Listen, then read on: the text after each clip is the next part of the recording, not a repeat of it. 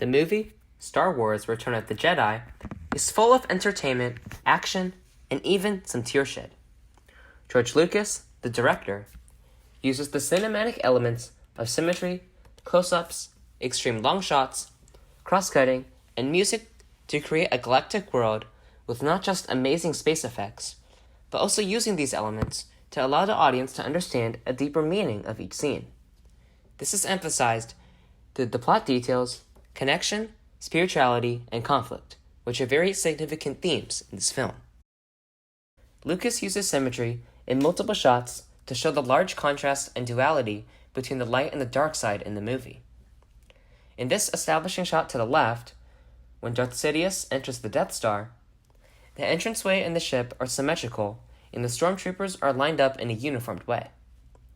Furthermore, another establishing shot of the Star Destroyer and the Imperial shuttle to the right shows that all spaceships are built in the same symmetrical way.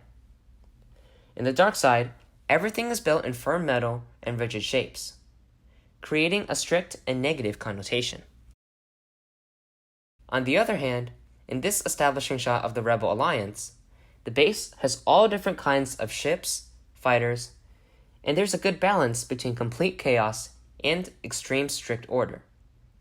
This represents the large difference between the two sides because the Rebels uses ways that are more creative and not too orderly in order to destroy the Death Star, opposed to the dark side, who uses the same weapons and their enormous power to try to defeat the Rebels. In this scene, Luke can sense Vader's presence on the Star Destroyer, and Vader himself can feel the connection between them by knowing that Luke is on the fake Imperial shuttle. Lucas uses different types of shots and effects to show that Luke and Vader have a strong connection with each other. For example, he uses cross-cutting from switching from one close-up of Luke to another of Vader, as seen in this shot, to show the power of the Force, creating the bond between them. Lucas adds even more value to the scene by including the common aura-sounding music during close-ups of Luke and Vader to further enhance the mental and psychical energy of the Force.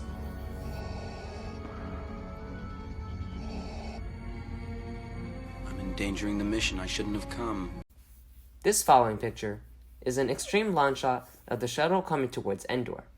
The Death Star lurks in the background, an indication of Vader watching over Luke, even though Vader himself is on the Star Destroyer.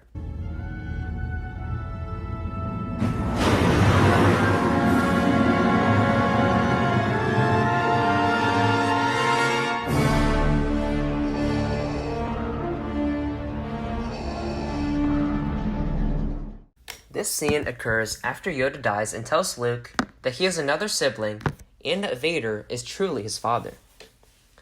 This is significant because Obi-Wan here is seen as a Christ figure. The shot you see here is a long shot of Obi-Wan walking towards Luke as a Force ghost. Luke first notices him when Obi-Wan says, "Yoda will always be with you." This is an allusion to Jesus Christ comforting his disciples after he died by saying, "I'm with you always, to the end of the age." The director also uses special effects on Obi-Wan to make him glow and to show that he is holy in a sense to the Force, like Jesus' glow after his resurrection. Lucas also associates different themes of music when Obi-Wan reveals information about Luke's family, such as using Princess Leia's theme when Luke knows that Leia is his sister, and using the binary sunset theme when Obi-Wan talks about how the Force was strong with Anakin when he trained him. Yoda will always be with you. Obi-Wan.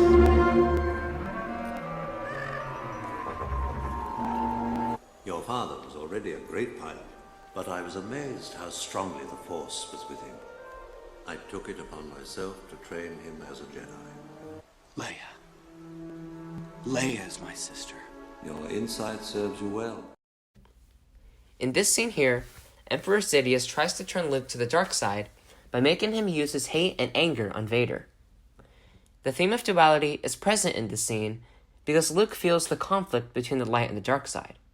He doesn't want to kill Vader, but at the same time, he feels hate towards him and the Empire. However, when Vader tells Luke that he may turn his sister Leia over to the dark side. Luke violently swings his lightsaber on Vader in rage, and the dark, emotional music kicks in. Lucas does well by including this full shot of them fighting to further enhance that duality, by including Luke over to the right in the blue light, and Vader to the left, obscured by the dark stairs. However, when Luke slices Vader's hand off, he doesn't kill him, because he sees a reflection of himself in Vader, since Vader also cut off his hand. Luke feels the conflict and knows that if he kills Vader, he could fall to the dark side, just like his father did. If you will not turn to the dark side, then perhaps she will.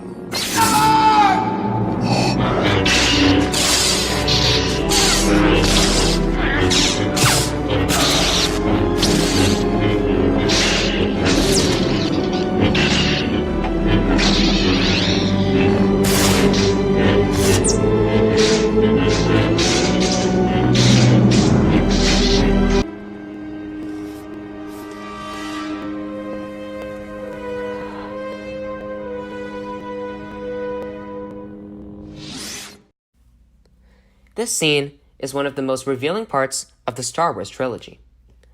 After Luke decides not to kill Vader, Emperor Sidious knows that Luke won't turn to the dark side, so he instead decides to kill him.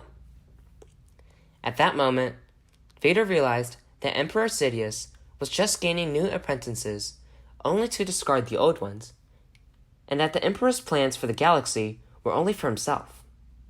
But more importantly, when Vader sees Luke suffer from the Emperor's lightning, Lucas zooms in on Vader's face, showing the Anakin Skywalker's part of Vader reawakening, feeling guilt for not helping his son. Vader then resolves the conflict within himself by throwing Palpatine over the railing of the Death Star.